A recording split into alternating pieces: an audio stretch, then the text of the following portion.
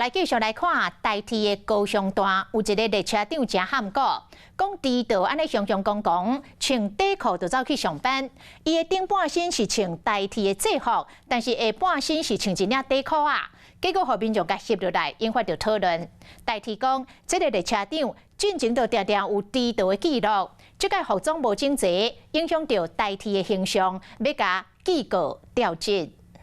台铁自强号这个列车长徛伫车门边，顶半身穿台铁制服，头壳底帽啊，也毋过煞是配一条休闲的短裤，服装无整齐无样，去互民众翕落来放去马路顶，引发着讨论。穿短裤感觉就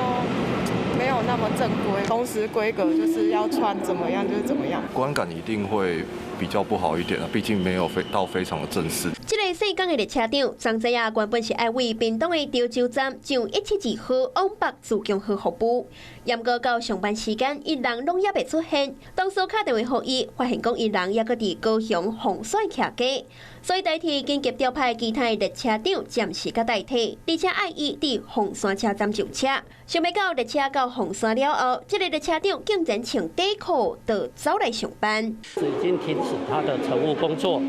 那我们也会提报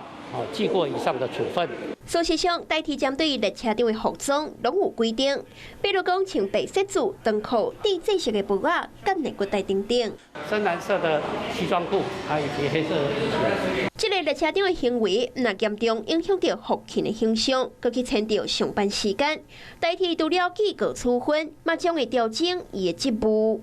Hello， 我是雷亚，想要抢先掌握最及时的新闻资讯吗？赶快订阅、按赞、开启小铃铛，锁定华视新闻 YouTube 频道。